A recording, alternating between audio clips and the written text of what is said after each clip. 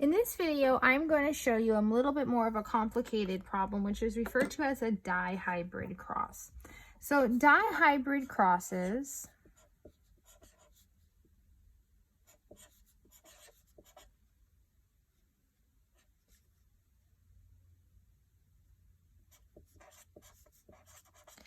they're looking at two traits at once.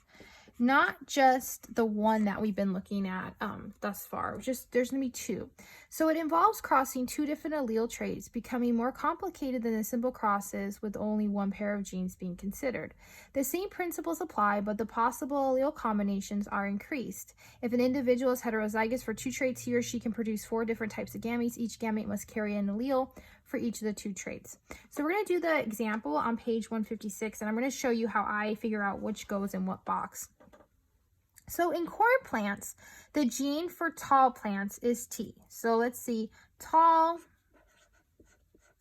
equals T. And is dominant to the one for short. So we're used to dominant and recessive. So little t is going to be like that. It's going to be short. And then it also says the gene for yellow kernels, so yellow is going to be big Y, and is dominant to ones for white kernels, which is going to be this little y. I tend to put a little hat on my Y so I can tell them apart. If the plant is heterozygous for both of these traits, what kind of gametes would each one produce? So we're talking, if they're heterozygous, we're mixing them. So there's 2 plants and we're going to mix them. In each plant, one plant is big T, little t, and then Y, and then little y, like that. And then we're going to mix the 2 plants together in a greenhouse. And we're going to get, that's what we're going to mix, like that. And these would be considered hetero.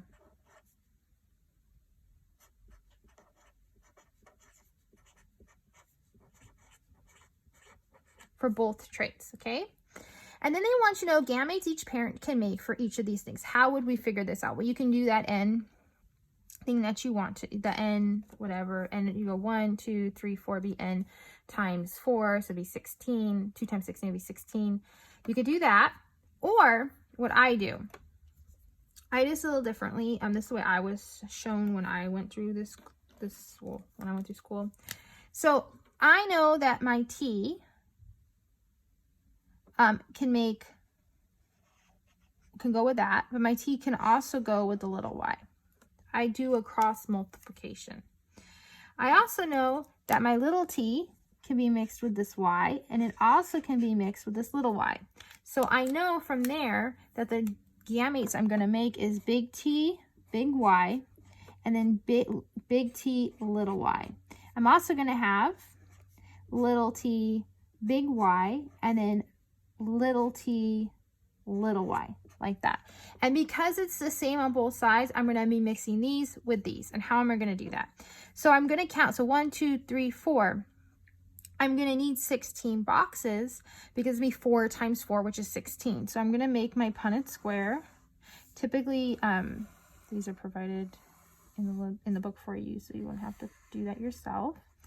But I'm going to put my ty, my t, little y, my little ty, and then my t, like that. And then I'm going to do the same thing on this side. Ty, big T, little y here, and then little here. And then I'm going to make my boxes like so.